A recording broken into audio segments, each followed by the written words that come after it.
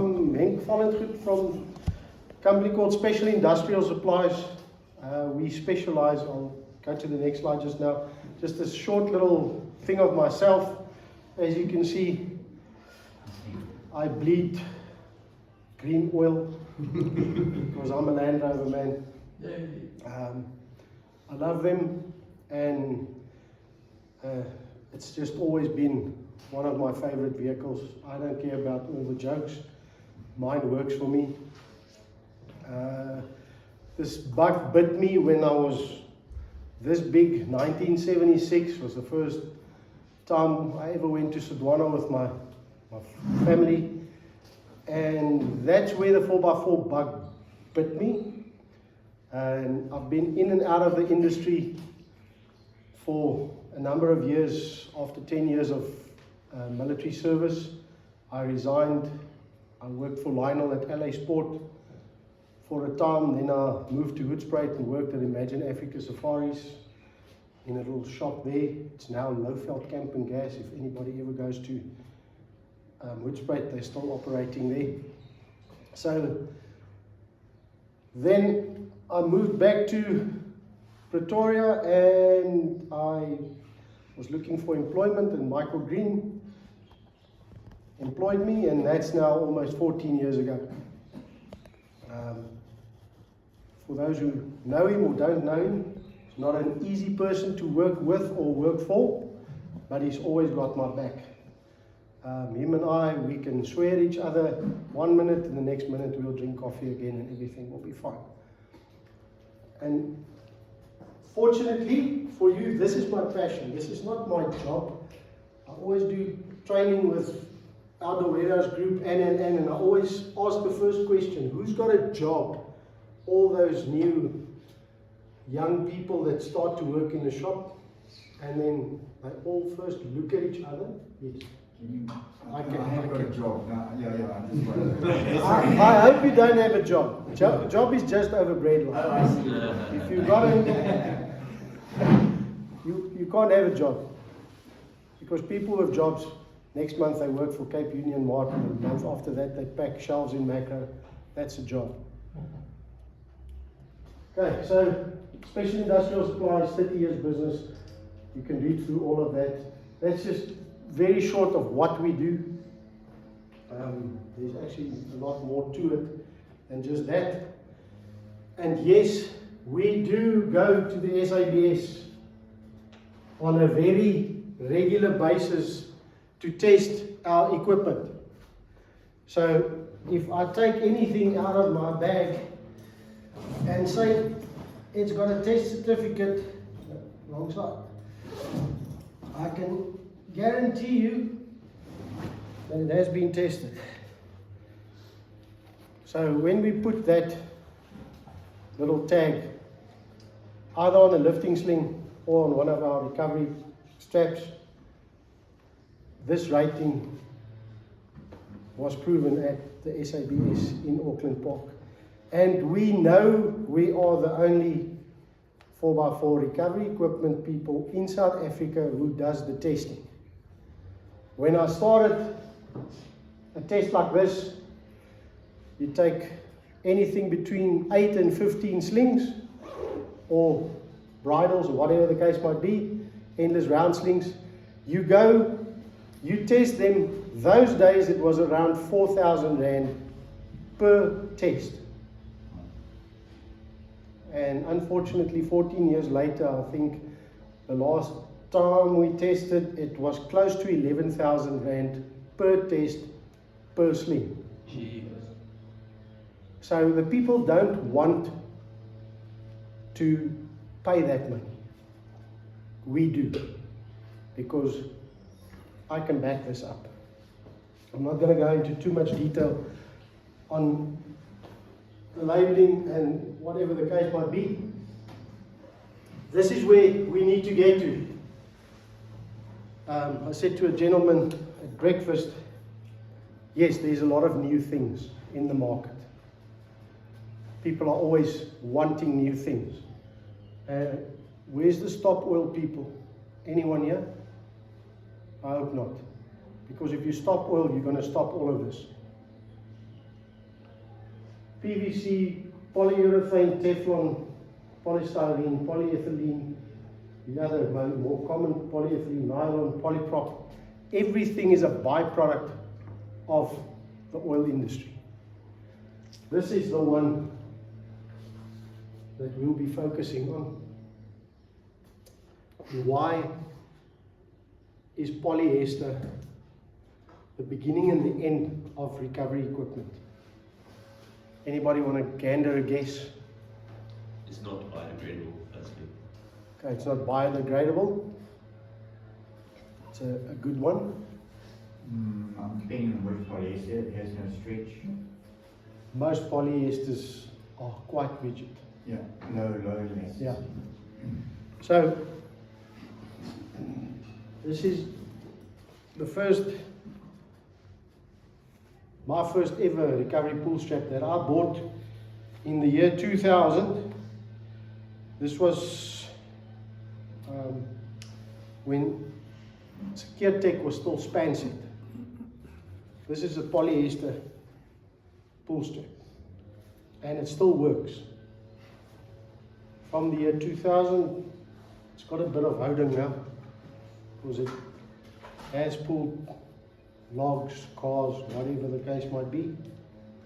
Polyester is the best because that fancy word that everybody saw on the internet and likes to put in their descriptions, high tenacity.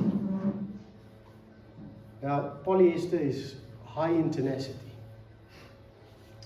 It's the best fiber to use for making static pull straps in recovery. Full stop, punt, no argument. It is the best. That's why they use it a lot. This is a polyester blend, so you don't have to iron it. It doesn't twist and turn. It doesn't stretch, etc., etc., etc. These work and work and work. If you look after them, they will outlast how many cars? This one went from a Nissan 2.4 hardbody to a Series 3 Land Rover to a Discovery 1 V8, Disco 3 V8, TD5, and now a Freelander and another 2 Disco 1 V8s. And it still works. So unfortunately, we'll get to that point just now. People are trying to reinvent the whole scenario. So under recovery winch extension pull straps made of polyester, there's a few more. So winch extension straps. And people say, why would you market a strap like that? Now I must just find it. Where's that short?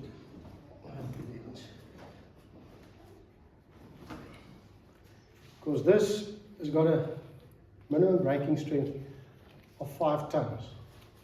This little orange polyester strap.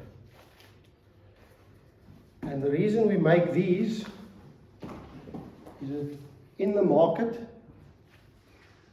people are selling these. If you import any recovery equipment from Aussie, whether it be A, B, C, D, or E, I'm not going to name any names, they market this as your recovery pull strap, equivalent to this. 14 ton minimum braking, 5 ton. Because it's small. A 30-meter roll of this is manageable, it's easy to carry, and it's not as bulky as this. 30 meters of this is a roll, and it's heavy. 30 meters of this is about the same size as a 7.5 meter length of this. But this is to extend your winch cable. You're getting stuck in the Makgadi pans, and the closest somebody can get is 40 meters. You can only run out 25 meters of your winch line. This comes in very handy. And then people say, no, but it's too small, it's going to break. No, it won't.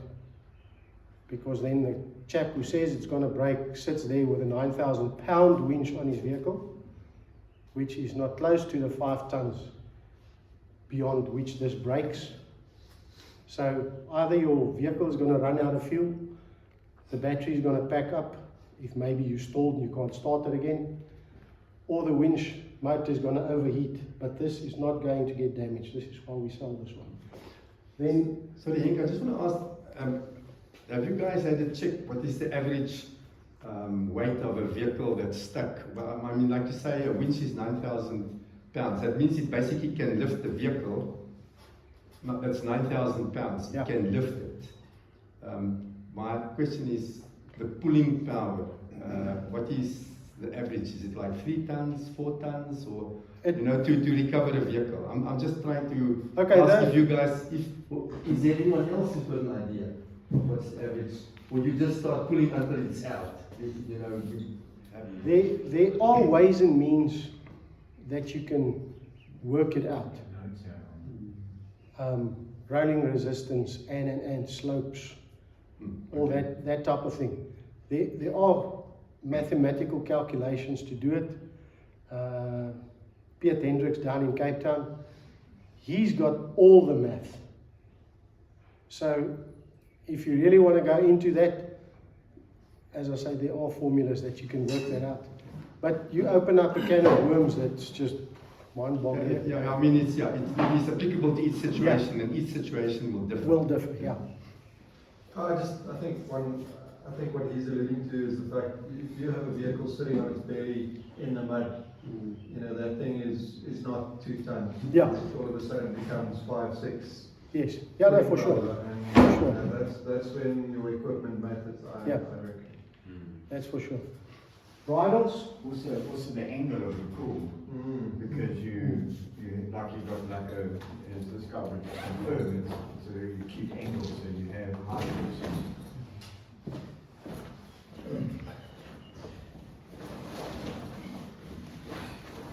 recovery bridle, or as our Australian counterparts like to call it, a load balancing strap.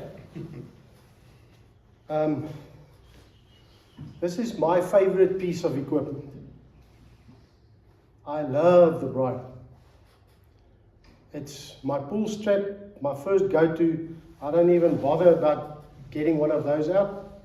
I grab this one, hook it up and pull. Because you can use it in a straight line. This one is a 10.5 ton single line pull. Oh, good heavens, I'm lying. This is a 4 ton, it's a 16 ton. 16 tonner. So in a single line pull, 16 ton minimum braking.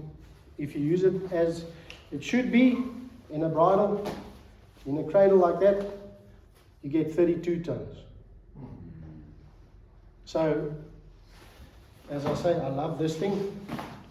It's just a polyester sleeve with polyester fillet on the inside. Swung around enough times to give it the necessary braking strength. And all of this is held together by the glue of the universe, duct tape. There's a piece of duct tape in here. That's the only thing that keeps the two ends together with the whole thing. And believe it or not, every time we go and we test these to their braking strength or to their braking point, it has never, ever, ever come loose on the duct tape. So if you can't fix it with duct tape, you're not using enough. So that's the bridle. Also polyester, because it's nice and light. 16 ton. Get a piece of chain that's got a 16 ton minimum braking of 5 meters and pick it up. You are going to have to put some back into it. Polyester. Also tree trunk protectors. It's self-explanatory. Actually saw a video the other day where they pulled over a tree. A huge big tree that they pulled over with, but I don't know where they connected it to. And now here's one of those interesting things. How many times can you use a kinetic strap? It's supposed to be one pull. But 5. Said who? I don't know. Once a day. Lots of people. I'm just repeating what somebody else said. It's not mine. And Depends on the phase of the room. I always say to people, sorry I'm bending down, I just want to get that one up here. I always say to people, whoever the clown was that started that rumor, The selling ropes. I want to go back in time and I just want to go give him a warm een op die oor. Because really, what's the price of a white car? I don't know. Okay. And it's definitely not one pool. Because I've asked people that sell themselves as 4x4 recovery specialists, and then I say to them, so, have you measured it after you did the pool? Yeah. And what happened? No, it was almost 11 meters long. I call $100 for things that never happened. This thing, this is a 16-ton kinetic strap, 8-ton newer kinetic rope. Oh, the new ones that we do, they blue. And this is the old one that everybody should know. So, this is nylon 66, polyamide. It's the nylon fiber with the best kinetic ability, feature, whatever you want to call it. This one is just encased in, drum roll, polyester. Because this abrades, put polyester around it, it doesn't abrade as easy. This one, nylon 66, same fiber. This is just woven into a strap or into a flat webbing, but it's exactly the same thing. And go onto the internet, yes, this one, use it till kingdom comes. This one, use it only once. And then the best one, use this only 10 times and then you throw it away. Now I'm trying to figure out that one. Yes, Ronjo. You were really taught, I mean, by Throw it away a after reputable 10 years. trainer. Obviously, because of the kinetic energy in the rope, you shouldn't be using it consecutively in a day. That's when it starts losing its elasticity. And the next thing, I mean, possibly the biggest risk, we had guys with 2-ton vehicles, with 16-ton, you know, then it becomes a snatch, then it's not a snatch rope, it is a Static rope. If you have a, yeah, so. So I've heard guys, so Francois or from 4x4 Sport, he said that, okay, so you use your kinetic strap and it's on the sand, so you pull it and the sand particles go into the strap and they sort of tend to cut the fibers and thereby limiting the lifespan.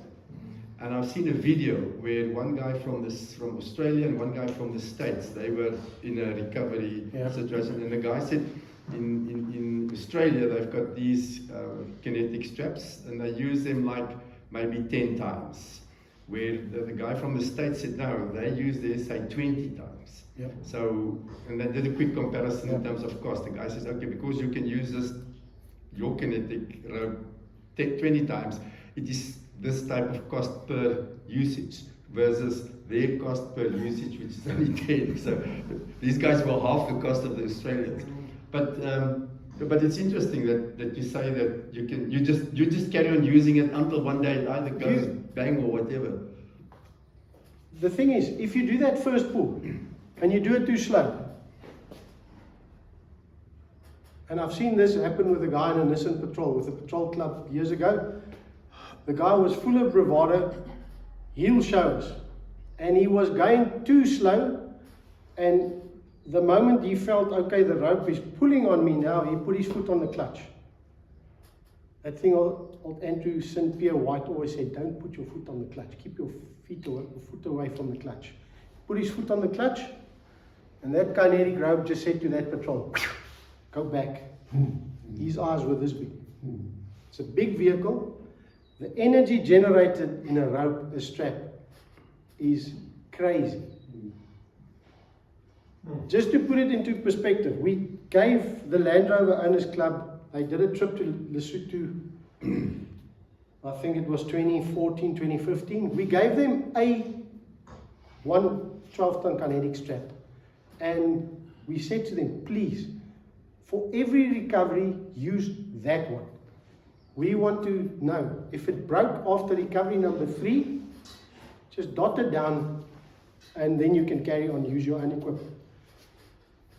48 recoveries in one day on one strap. Some really bad driver. Definitely. Or it's those landies that can't go in. Would you just clarify that story you were telling Yep. about the guy putting it on? I'm not that familiar with kinetic strap recovery. Yep. Could you just go through it? Like, was he in the pulling car or the car being pulled? Or like... He was the one pulling. Okay. Oh, and then he put his foot Yeah. on the clutch. Oh, and then he went backwards. And he went backwards. Oh, and then okay, I get you. if I got one in here, I hope I did. Kinetic recovery is you drive and then the rope Takes. It does the work. pulls the vehicle out. In this case, the opposite happened. Understand what kinetic energy is. Yes, yes. No, I'm familiar with the theory. So when small cars are working, creating that energy in the road. So there's a, That energy is transmitted To to the second vehicle, and that energy is what pulls it out. there's an easy formula to calculate momentum, and that is momentum equals mass times velocity. Okay, so if your car is 2 tons and you've got a velocity of 5 kilometers per hour, it is 2,000 times 5. So it is 10,000 kilogram per meter per second. That's the momentum. So guys who kick off with like 30 kilometers per hour, you know, it's 30 kilometers times his vehicle, which is 2 tons, and you multiply it, it's like 60,000 kilograms per meter per second. That is the force. And to me, I would like to start slowly, start with 5 kilometers, because it might get the guy out. You don't have to be a cowboy. And I've got a video of a guy with a Ford Bucky that did that, and yeah, I'll show it. Yeah. Okay, so just to put that, I've got a video that I'm going to show you of what we do, a simulated failed recovery on a kinetic strap. I'll be with you in a second. This was the attachment. This didn't break. This is a 1.5 ton pebble weave weaving. So it's a 3 ton strap. That thing in your fingers is a 3 ton strap. This is 3 ton. Cool. Okay, so just keep that in mind. So it's the same fiber. Let's just get back to you. So, my question was on your rating. So your 14 ton sling was on. Yep. And your 3 ton. Yep. Don't work, terminology for that is. Do they have safety factors? So is 4 that to 1. 4 to 1. So Yeah. that 14 ton is not max braking strength. It And is that's the minimum braking strength. So you're looking at a 2.625 is your work ton working vehicle. load. Yeah, Okay, so you've got to apply your own safety factor Yeah. of that number. It's not the other way around. no. Okay. But it's all on the label. The label will say GW or GVM, gross vehicle mass, and then minimum brake.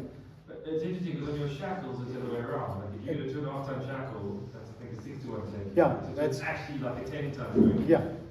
2 ton shackle, 5 to 1, 10 ton. Yeah. That's, So that works the other way around. yeah. But we sell the shackle safe workload limit. And on our straps, you can also say it's safe workload limit, but I've yet to find one of these that broke because somebody recovered a 4 ton cruiser that got stuck. Because there's no, or there shouldn't be any force applied to it, you just pull it out.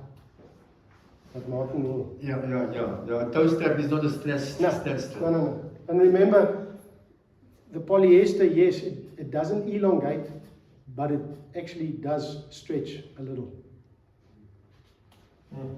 Okay. So, where are we next? Now, here we come to the important part of the message. I just brought these samples.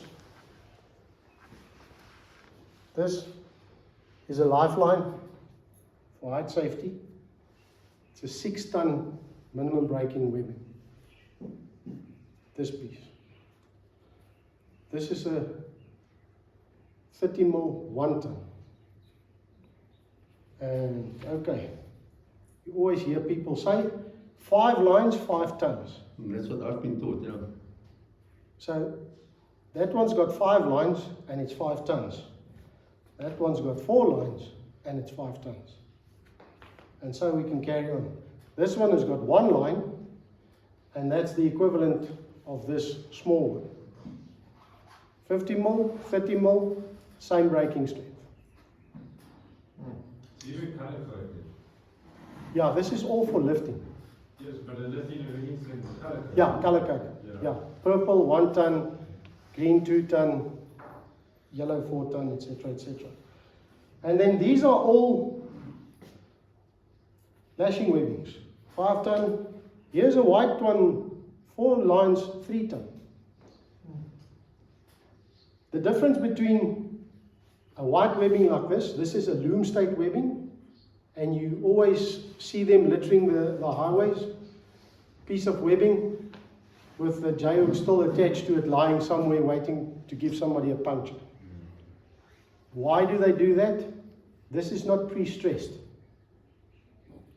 All these are heat set, dyed and treated. So they put them, all the rolls of yarn on the looms, then it's woven into the webbing. That webbing goes into a chemical bath that gives it the color, but it will go in at 1 meter per second and it will come out on the other side at 2 meters per second. So it gets stressed. They take all the stretch out of the webbing. With that little bit of heat that's in that bath, the dye, it stretches it. So that first time you throw that 9 meter over and you use your hand winch and you lock your load in place, your driver pulls away, he goes around the corner, the load just stands upright. Use loom state, he's tightened it, first corner he goes around, the load shifts because this can still stretch. Okay, so the white one stretches, but the orange ones, they don't stretch. They don't stretch. Okay. And this is also a 5 ton and it's only got 1 line. And this one's just 1 big line. No, it's actually got its lines on there. Don't believe it's got lines on it, so that's the tonnage. It means something to the riggers. It doesn't really mean anything to us in the recovery industry. I just want to find one. Cheap, quickly. Okay, so this is cheap loom state webbing. The type you find in hardware stores. The guy, Chinese shops. the philanthropist standing at the traffic light selling these. Timu. This is a very cheap webbing. It's got lines on the one side, and there's a certain company that uses this for recovery straps. We call this windowing of webbing. I'm not Arnold Schwarzenegger, but a little bit of wiggling, I can pull this webbing apart. If anybody wants to try and take one of those apart, you're more than welcome. If you ever want to know, you're buying tie downs for your 4x4, whatever the case might be, take a piece of the webbing and just wiggle it between your fingers and see if you can pull it apart. This is a good indication of not a very good webbing. But now people go, they use this because this is so cheap, they actually say to you, we'll pay you $5 if you take this per meter. It's really cheap and it's nasty. So know what you buy. So traditionally the wheel has always been round, but now some kangaroo jockey decided he's going to change the world. The wheel is now going to be square in the world of 4x4 recovery. Who's got a knife for me?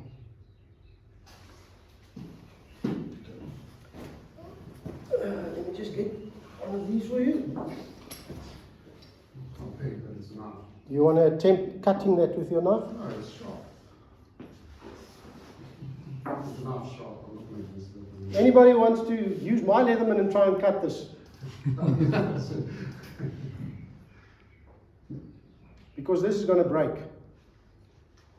If you listen to the hype, if you watch video after video after video, read what people post on their websites, the shackle is going to break and kill you, damage your car, A, B, C, D, and E. Yeah, but not because you're cutting through it, it's because, so they're saying the device is weak or not rated properly. Okay? Even a bow shackle. Bow shackles are usually rated. What breaks 99% of all recovery failures? What comes off the vehicle? Recovery point. Recovery points, bumpers, half the car, half the truck, half the tractor. Rear axle. Never, ever, ever the bow shackle. Yeah. Never. We have never, ever, ever, ever, in all the years, and we knew an old gentleman, he passed away 2 years short of 100 years old. He was a rigger in all his life. I think he was 52 years spent as a rigger and a trainer, and he said to us, you can guarantee people, even if you buy the cheap Chinese ones, these are over-engineered. This is 3.25 ton safe workload limit. Minimum braking, 16.25 ton. There's unfortunately not very, or there's, I know of 2 videos. One where they tested a cheap Chinese shackle, a 4.7 or 4 3/4 ton, that's supposed to fail just beyond 23.25. That thing broke at 41 tons. A cheap Chinese shackle that everybody says this is going to kill you because this is going to break. 16 is still higher than 14. And unfortunately, the bolts holding bumpers, the welds that people put onto bumpers to put a recovery point on there, some people drill holes into their homemade bumpers and put a bolt with a nut at the back with a small little washer. Apply the force, that 2 mil, 3 mil plate, it just rips it out because this is not going to fail. Whatever this is attached to is going to be the weakest link. And now, you want to attempt cutting this? You want me to? Yeah, cut a piece off there. Can I keep a piece of cable? Yeah. Yes, I'm gonna cut that. So that's Dyneema. Yeah. That's the new kid on the block. Ultra high molecular weight polyethylene.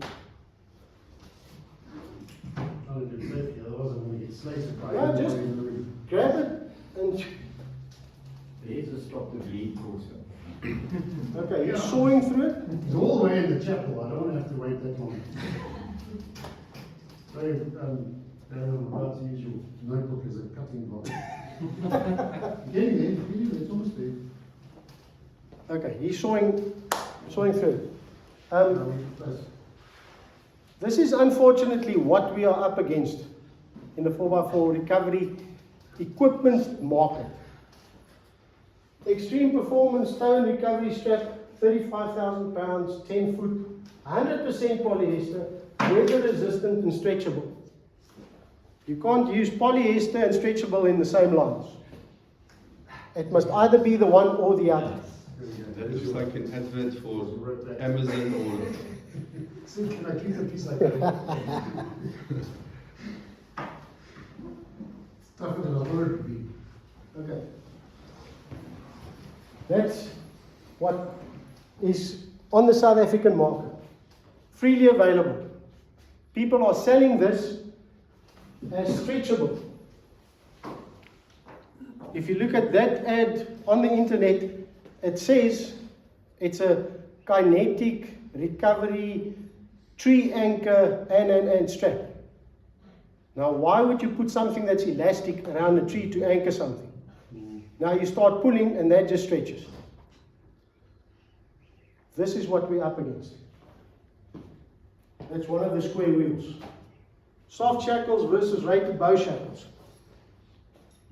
I'm also not going to attempt to cut this because it won't work. He did it slowly. Leatherman.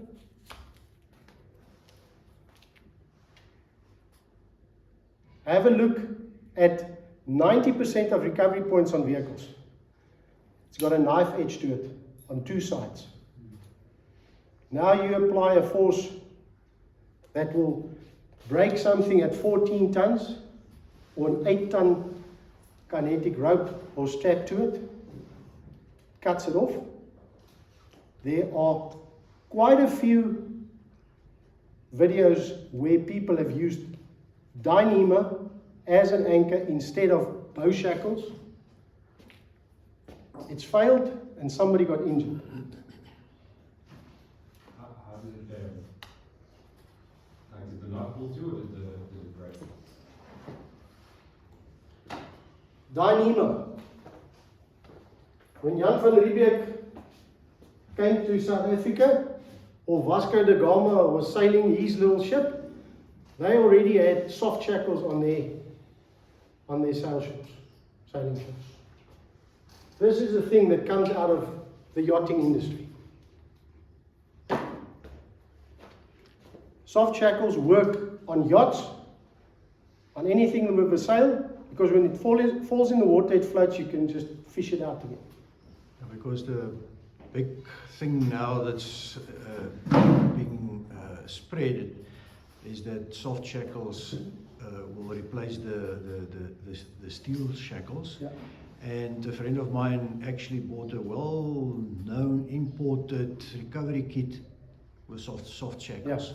And I told the guy, look at the ratings. These soft shackles doesn't even have a rating. Yeah. Don't use it. And Okay, so we sell the soft shackles. We have to, because market dictates it. There's one. It's got a little label on it. 15.576. And believe it or not, we made them a little bit longer now. Same thickness and everything. And the minimum braking actually went up. But all of them, I've put a different polyester sleeve on it. They come with this very cheap polyester sleeve. Why? Because Dyneema abrades quite easily. Just go to anywhere, St. Lucia, Cape Vidal, Sudwana, anywhere where they launch boats, take them off the beaches, see how quick and easy the Dyneema frays. Everybody changes from steel wire rope onto Dyneema for their winches. Yes, it's a weight saving, but I can guarantee those people, if you really use your winch, in 10 years, you might go through two steel wire rope cables. In 10 years, you're probably going to go through 10 Dyneema ropes. Because the other problem, where does your brake on your winch? Underneath the drum. So all the heat that dissipates from the drum goes into this. This is just a polymer, it's a plastic. This is why I brought this one. This ski rope is a plastic. It's like my poor daughter there at the back, she goes to Montana High School because that's all that mum and dad can afford. This is just a glorified ski rope that went to Michael House because his parents could afford to pay for a good school. But it stays plastic. It's a polymer. Doesn't matter which way you're going, it stays the same thing. Apply heat to it, it's going to melt. And I'm going to answer your question now on. You get a sheath for the Dyneema that has a much higher heat resistance that you can't put over it. Yeah, but you're not going to put it over the whole length. For a winch. Why not? You can buy a sheet. You can, And then but I can guarantee you, you don't have tubular webbing that fits 100%. So to It has the sheath and the core and bonded the same way as the rope, But but it I'm will- just curious why it's. Will it not seriously reduce the length that you can put on your drum? Because you now have all this additional Yeah. sheathing on over your rope. It's and it- adding diameter, yes, so I don't know how it will affect that space of a drum, I have no idea, but like, if heat's the concern, you get sheath and that's UV rated and heat rated, I think it's like 500 degrees Celsius or something, depending on what sheath that you get, I can't remember the exact numbers. It's probably aramid. your Yeah, there's different sheath options for them, and but the problem is you get sheath slippage. Yeah. So there is other factors here, but I'm just curious as to if melting is the problem, why not get a couple of units of uncovered? it's like Martin said, it will add to the diameter, and you won't get 30 meters of line onto your drum. But when you use a steel wire rope on the drum, what mil? 10. 10 mil. 10 more. Oh, wow, that's quite big. Yeah. Okay, and there's the answer to your question. Dyneema. And I always say to people, everybody loves Google or Siri. Who's the iPhone people? Siri, Siri, Siri. You always hear the people Siri, then you know it's an iPhone user. Siri, can Dyneema be shock loaded? Boom, that's the answer. No, it cannot handle any shock load. You said earlier when you spoke to us here, it's an almost 100% rigid material.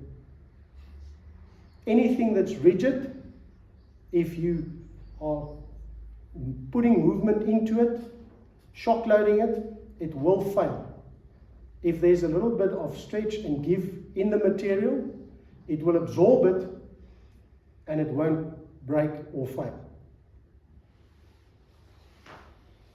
Vehicle recoveries should never use Dyneema ropes or soft shackles as snatch straps for kinetic vehicle recovery. Snatch straps are specifically designed to stretch and store energy, whereas shock loading a Dyneema rope will severely weaken or break it. So all these, when they test them, and every time we get a batch, we get the certificates with them. So when you put this thing in test bench and you start pulling, it's a very slow pull. It's normally about 12 millimeters per minute that the force is applied. Hydraulics aren't fast. That's how slow it goes. So eventually, in this figure of 8, there's a little bit of friction, and then it will break. If you shock load it, this is your weakest link. Just like on any strap, where your weakest point is just beyond the seam, because the needle went through there, that's a weak point. Here's the knot. Tie a knot in Dyneema, pull it tight under force, it acts like a guillotine, it just keeps on cutting itself off. Because as the fibers bite and there's that movement, generates heat enough just to get to melting point, and it just cuts it off. This one just rips.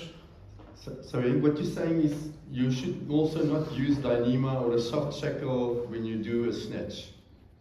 No, I think that's Definitely quite not. important. definitely not. I heard you referring to a Ford that you've got a video of. Is it the same one as that? Maybe. So, new kids on the block. Everything they do is Dyneema. And unfortunately, I see too many of their videos coming up where this happens. Yeah. But again, that's not how you don't start the snatch with that speed. Okay, if you look at that whole recovery scenario that they did that in, it's just, there's no other way or other word for it. And if I don't say that word, Michael Green will probably slap me against the head and say, just tell them they're stupid. in any recovery, I've read through your presentation, easy in, easy out. For some reason, people drive into mud and then they try and go forward in a recovery. You've already left your mark, just go back that way. It's the easiest way out.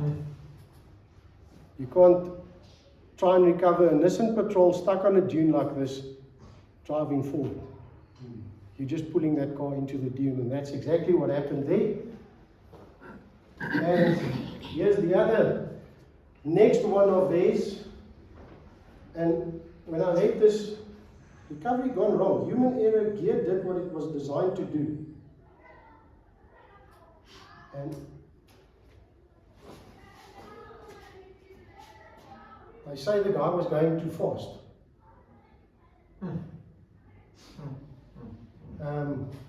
They make a 6-meter kinetic road.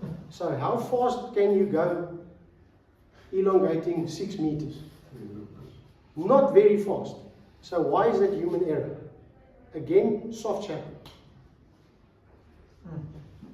But then it just shows you the momentum of that vehicle pulling. I mean, you know, to try and use that, transfer that momentum to that other car is just, you know, mind-boggling, because there's so much momentum, so much kilogram per meter per second that's moving, and yeah.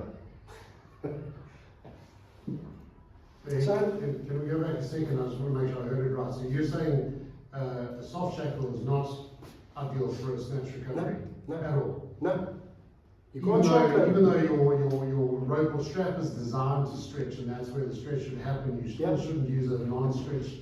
So you're recommending a rope shackle over this can't be shock loaded. So this hangs loose, Yeah. and now you So we tension it. Even with tension a stretching it device. with something that stretches and transfers energy. But it's too fast for that thing to This is going to fail. Because, not because it's on the sharp edge, just because No. it's beyond the limits of that device. This is not supposed to be shock loaded. Interesting. And this is typical. When someone gets stuck, immediately go for the snatch rope as the first step. Don't do that. There's a process, you know. Everyone grabs for the snatch rope and try and jerk it out. Okay, so earlier on I said to you that patrol. So this is our simulated failure that we showed to people. That's an old Fiesta bonnet or something cut open so that we can just attach that or put that next to a tree, and then we use one of these. So the setup would be this. Where's my shackle?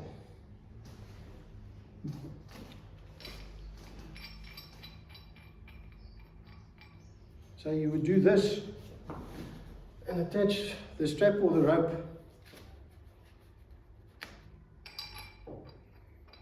So this small little failure link, as we call it, is your weakest link. Because we know this is 16-ton minimum braking. The shackle is 3.25-ton safe workload limit, and this is 3 tons that it should handle. So apply a force of more than 3 tons on this. This breaks after this is elongated a bit. It comes loose and it goes with a good heavens. All the swear words people normally come out with. Just as an interesting fact, the seam is not where it breaks. It normally breaks either on this shackle or on the shackle that keeps it up on the recovery point. Our stitching will handle 3 tons of load. If I just want to add something about D-shackles. So D-shackles are not always rated, whereas bow shackles are rated. If you bend a D-shackle, you'll have to grind it off. You cannot unscrew a D-shackle. A little pin won't come out. Yeah, it won't come out. It becomes a permanent fixture unless you grind it off. Okay, So so it's a good point. Not all bow shackles are rated. You need to ask for the rating. yeah. That's I have not seen a bow shackle that's not rated, but I've recently seen D-shackles that are rated. But the same thing is about the D-shackle. If it bends, it's either a permanent fixture or it will go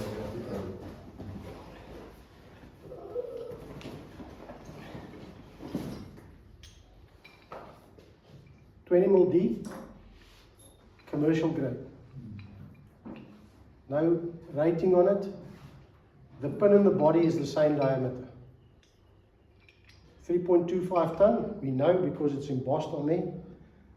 Most rated shackles, if it's a D-shackle, a rated D-shackle that sometimes get used in lifting or in lashing on low beds where they put these big tracked vehicles on, they use these as an attachment, but it's a rated shackle there. It will also be embossed. Crosby, the green pin shackles, they don't emboss, they actually stamp the body, but there will always be a workload limit. Riggers, they just ask for a 5/8 shackle. I don't worry about that, I just work off that. And it's a CE spec shackle. And again, the green pin shackles, the red, the Van Beest shackles, the Crosby shackles, it's again, just fancy shackles. They're hellishly expensive, but the workload limits, everything is the same. But this is commercial grade. And unfortunately, just walk around any parking lot. Pete bought a Jeep Wrangler. He spent 300K on new tires and suspension and all the go over everything goodies. He walked into some hardware store. He saw these hanging there at 160 Rand a pop, and he saw these for 80 bucks. No, this one is the same size, I'll take this one. And then they spray it nice and red or yellow or pink or purple, and it hangs proudly on their recovery pins. But this is not for recovery, not even the rated ones. Because this is only rated in 100% straight pull. The moment you start to side load this, it's going to twist. Martin said it's going to twist and it's going to become a permanent fixture. This, you can side load it. If you pull this shackle like this, the workload limit is just 50%. The minimum braking is 50%, but you can side load it like this. That's why we put bow shackles in our recovery program. Okay, let me play this quickly. So, off we go. Did you miss that? Can I play it again? Okay, we're just going to see it. It was a bullseye. That's how I do all my recoveries. That's a 3 1/4 ton bow shackle on an 8 ton kinetic strap. Play it again. It's a slingshot. It is a slingshot. A huge big one.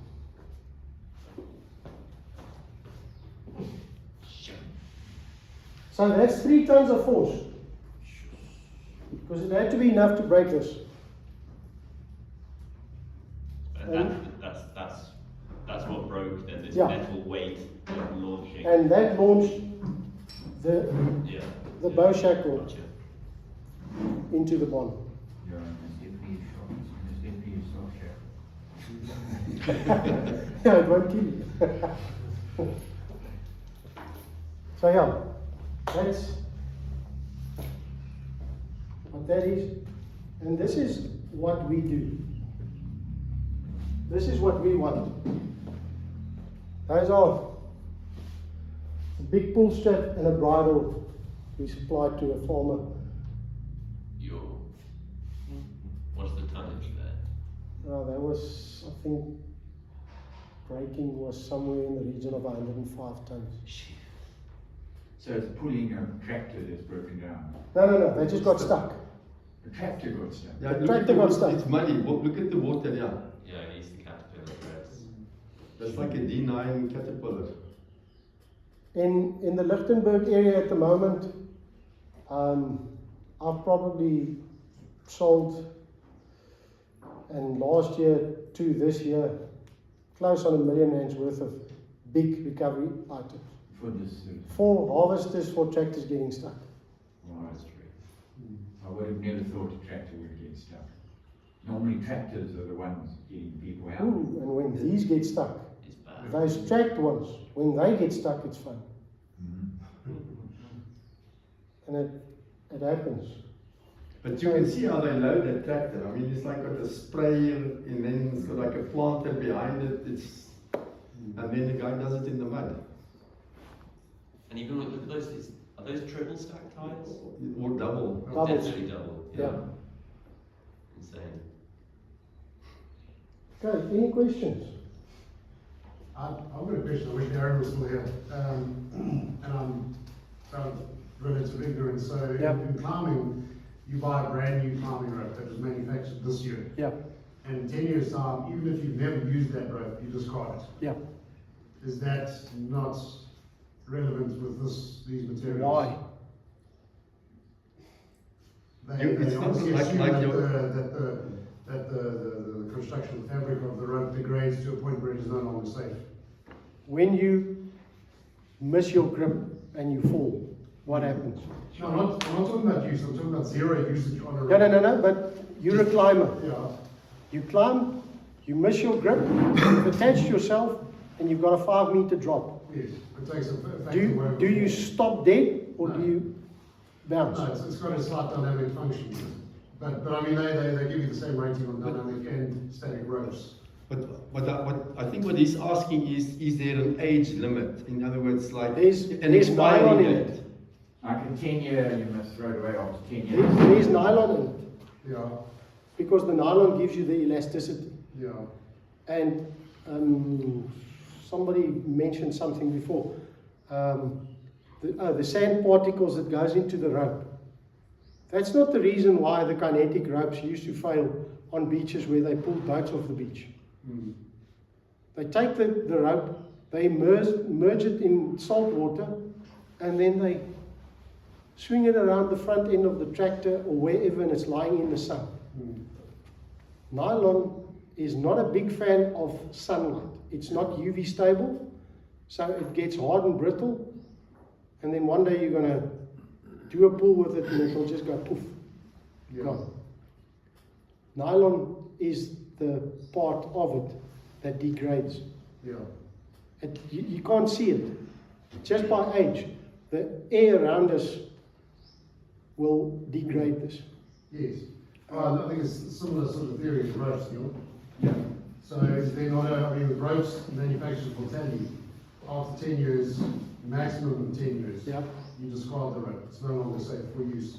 Is there not a similar consideration for this stuff? I mean, you're saying that one strap of yours you've had since 2000, 2000, yeah. 26 years old. Yeah. Has it not reached its shelf life yet? I can't see why. Okay, so it doesn't, there's no... There's a big distinction between polyester and some of the other fibers. Okay. Or So you're saying this fiber essentially, apart from mechanical degradation, it retains, and maybe so, it retains its integrity the strength stays. for Yeah. 100 years or whatever. This, my bridle on that opening slot of mine, my recovery bridle, because it looks mean, wrapped around my bulldog. Every now and again, I just put a new sleeve over it. Yeah, so otherwise it's in the sun, which is... Because the sun will degrade it especially there on the high felt. In 6 months' time, the red is not red anymore. It's like a very light pink. But usually where human lives are at stake, they have got like a safety factor and they Yeah. put Seat all belts. these things in place. Seat belts have got a shelf life, even though it's made from polyester. Okay, so it's just the usage where they impose those limits. Yeah. But theoretically it should... Listen, I mean, I know ropes actually hold their strength damn well for a lot longer. Yeah. Okay. Yeah, No, I'm just over my recovery gear, and it's your brand. Yeah, older it's than 10 all- years, and I'm just checking that it's all. if I can, every now and again I bump into someone that's got a blue kinetic strap, a Spanset blue kinetic strap. And if you ever go and you buy a recovery kit from Outdoor Warehouse, it will say recovery kit blue. That's why when the first Outdoor Warehouse opened, not far from where our factory is in Stratton Park in Randburg, The kinetic webbing was an imported webbing from Spanset in blue. And there are still people to this day, and I mean now I'm talking about 1991, 92, 93. I think it changed somewhere in 1998 to this color. But they're still using these.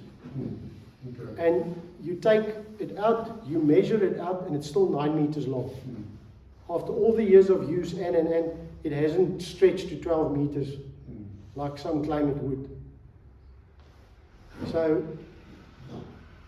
Mike Braun from Top Gear Driving Academy, he got one of these with a Spanset label off a gentleman, and I said to him, you can try it, but if I do this, it's quiet. That one that he got has been living in a bag for donkey's years. And the first thing I did was just take the main seam, and if you do that, you hear that. So the fibers have gone hard. I said to him, you can use it, but it's probably going to break. So best just to put it down the shelf. So if you feel unsafe, on the kinetic, if you listen to it and you hear a cracking sound, rather put it aside and save yourself, your vehicle, somebody else's vehicle from the damage. Yeah. But yeah, all the care instructions are on the label with all our spelling mistakes that people actually go, they copy it word for word, they don't even do a spell check on it.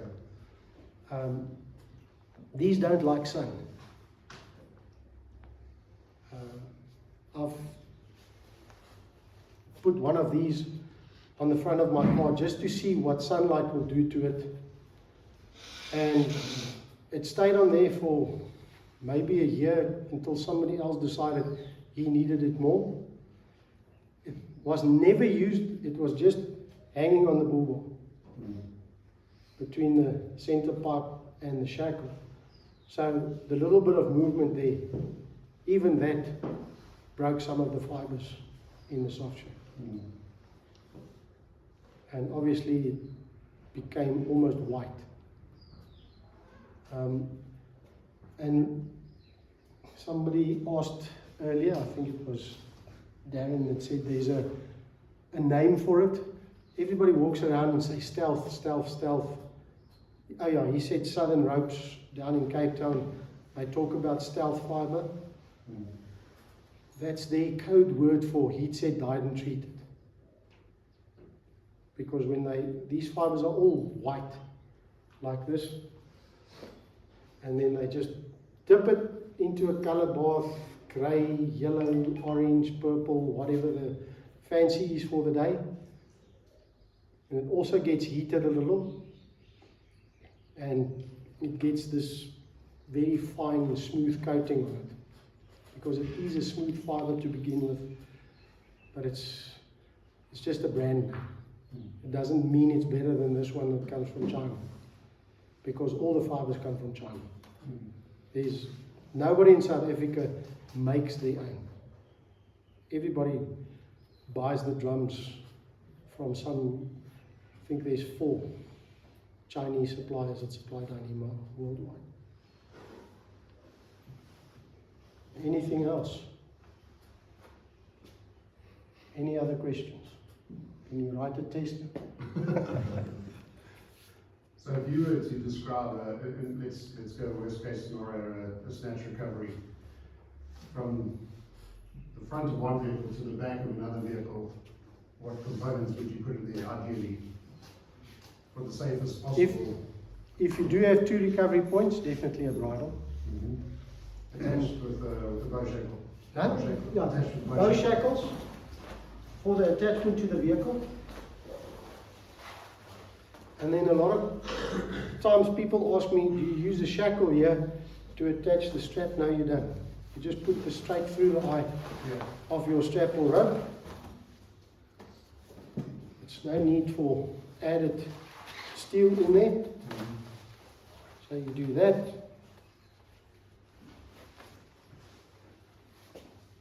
On both sides if you can. And then obviously safety lanyard. Yeah. What's this? This Where recovery safety lanyard. Okay. How do you use it?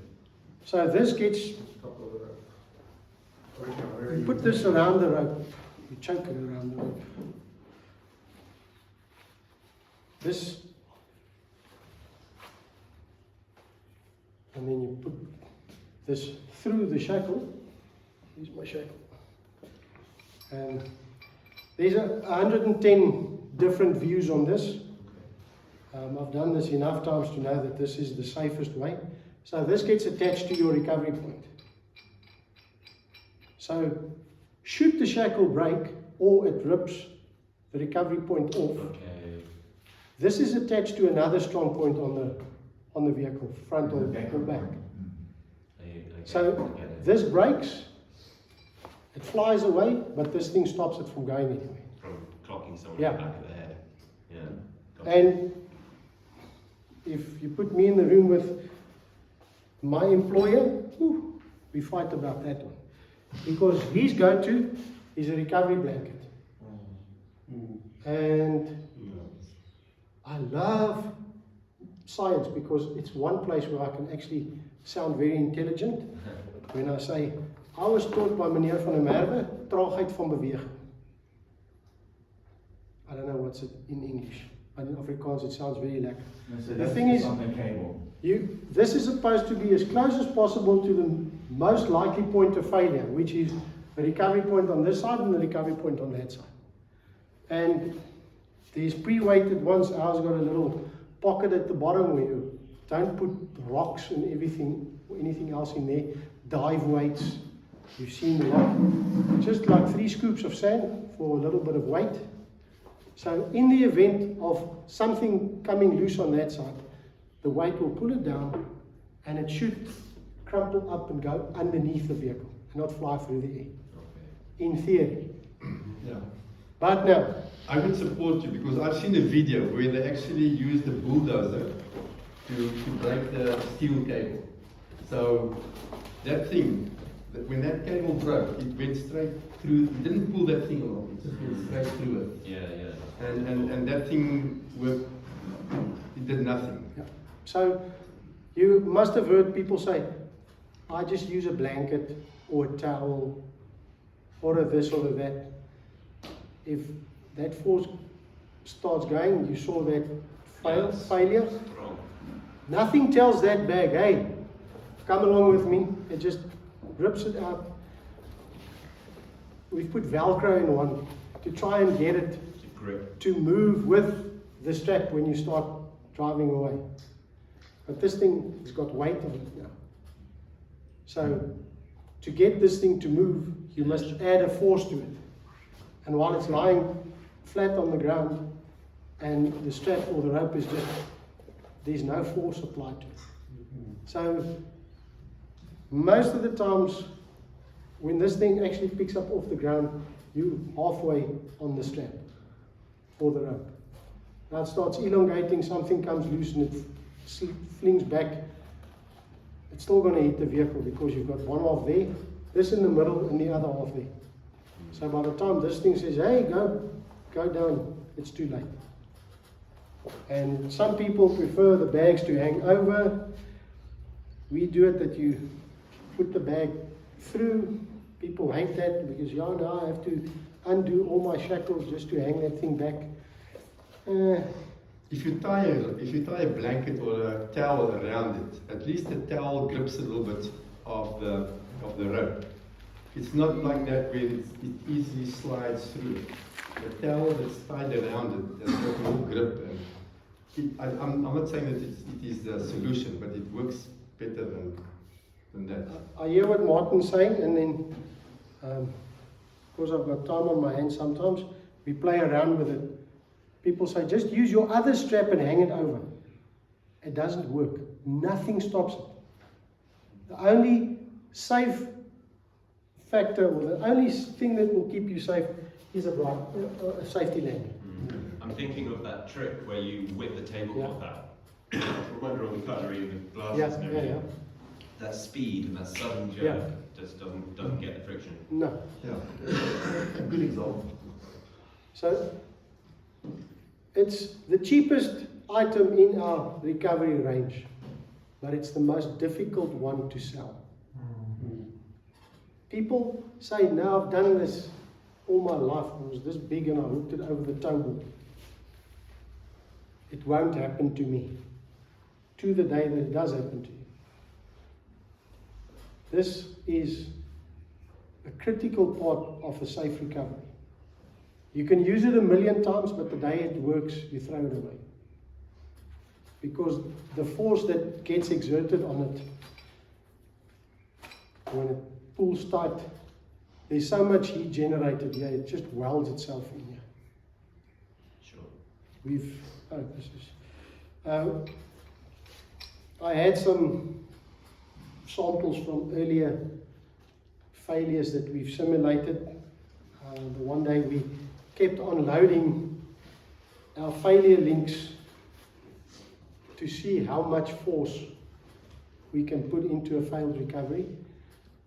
Now on that one, the lanyard grabbed the shackle on the cuff there and it squeezed it closed. Yeah. So the two ends are squeezed together like that. And this lanyard was still on there and it closed it up like this. Sure. If you don't have anything to do on a Saturday afternoon, take a shackle, put it on an anvil and hit it with a hammer and see how long it takes to close it. Every time you hit it, the hammer goes 10 times higher. So that's the amount of force that you can generate if you drive too fast and. Anything else?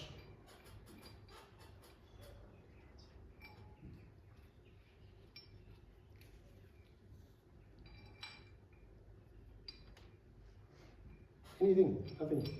Very insightful, thank you. Yeah, thank you. 100%. Thanks, Nick. To Martin.